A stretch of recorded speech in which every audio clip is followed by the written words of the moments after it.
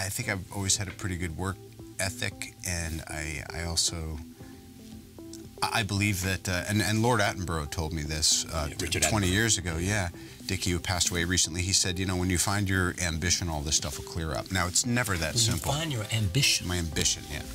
So when you stop thinking about yourself as someone who's on the outside and you start really seeing what's possible for me, what could I do, how could I put these jabs together and maybe get a shot at the title, that's when he thought all this other stuff would clear away.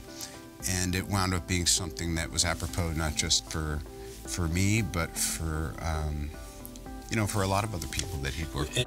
First day of rehearsal, and everybody sat round in a circle cross-legged on the floor, and all I'm thinking is, oh my God, he's going to do trust exercises, I know it. And panicking, or that he's going to start talking about Stanislavski and things that I know nothing about, or worse still, Shakespeare, which I also knew very little about at the time. And lo and behold, he went around the circle and said, I'd like to know, you know, who do you all act for? And I just was last in the ring, so you can imagine my mounting anxiety, you know. Julie Christie, Derek Jacobi, and all these extraordinary actors, Ken. And every single person said either a parent or a loved one who had passed away. And I'm sitting there thinking, I know what I want to say, but I'm going to wait for somebody else to say it first, and nobody did. And it got round to me, and Ken said, okay, Kate, so who do you act for? And I looked him right in the eye, and I thought, it's a risk, but I'm going to say it. I said, I act for myself. And it's really true. It's not a selfish thing. I do it because I really love it. I always look for the human details, the things that human beings do that are somehow, oftentimes, inexplicable and don't make sense, or are so natural that everybody can relate to it. I find that in fictional characters, I am always searching for that logic.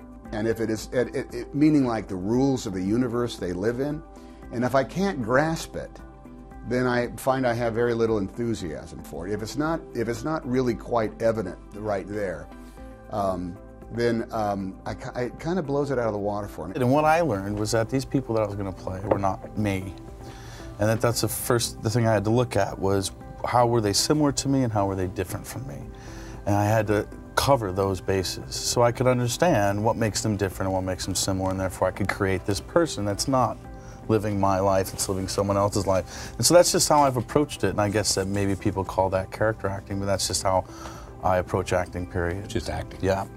And it's simpler than you think, and it's very hard for actors, and I get caught up in that myself, where you have to do more, do something, and you don't have to do anything, nothing, and you're better off, and it'll work the way people are in life. They don't do anything.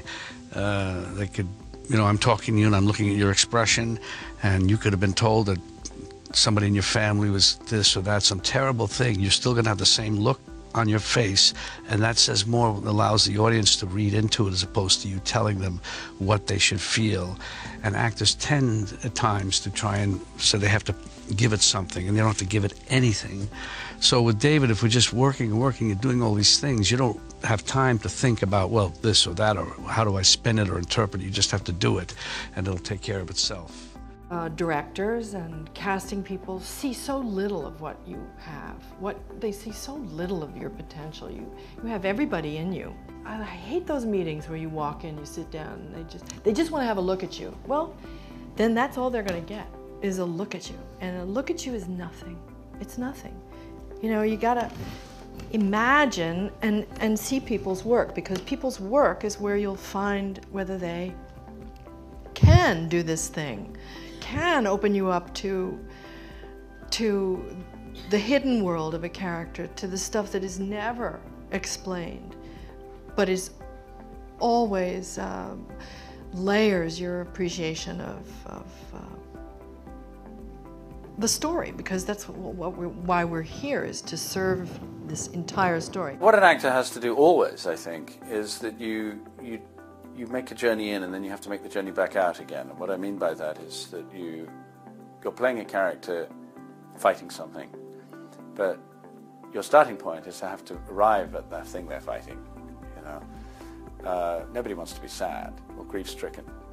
Your characters will be trying to resist grief, will want to find their way back to happiness. And that's all you should be playing. You know, the audience mustn't see you trying to be sad, trying to cry, trying to be angry. They must see the opposite. The anger is being vented because you need to vent it. It's not because you want the anger. Yow! I just saw this Rumi quote that I love. Set your life on fire and seek those who fan your flames. The prerequisite for spending time with any person is that they nourish and inspire you. They feed your flame. Look at your last 5 text messages. Are those people feeding your flames or dousing your fire? Put your phone down for just a second and look around. Look to the people around you. Are those people throwing logs on your fire or are they pissing on it? The people that you spend time with are going to make or break your dreams. Everybody don't deserve to be around you. You got to defend your light with your light. If any of you can adapt this philosophy, and I think honestly it could change your professional life or the way you see things. What I perceived to be a job interview was an audition, right? It makes sense. They're auditioning. They're going to produce a television show, or a commercial, or a movie, or a play, or whatever it is, and they need to hire actors to do so, right? So I used to think that, well, I'm going in there to try to get a job. But when you put yourself in a position of need or want, what happens is that you relinquish power and control over to some unknown entity. It just evaporates out of you if you need and want something. You are not in a position of control. If you need and want that job, it'll show. It'll seep out and people will be able to tell that there's a need or want there. Nobody wants to hire someone who actually needs a job. We want to hire people who are confident in what they're doing and saying and selling of themselves. Catch.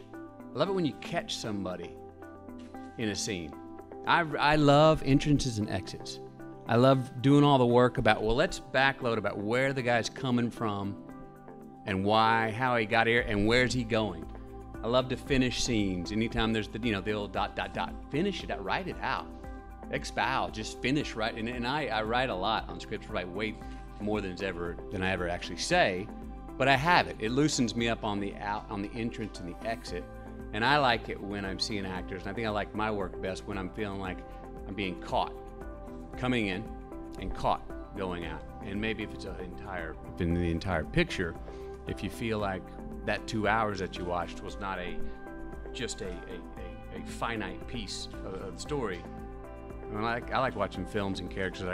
I'm watching the film and I love imagining what they were doing the 5 years before and where they're going after that, the 5 years after. There's always a prequel and a sequel and a follow-up, even if there's not in films. I like to at least have that understanding and feel, and let my imagination go, that I got a real good idea what this guy was doing the last 5 years and what they'll be doing for the next 50.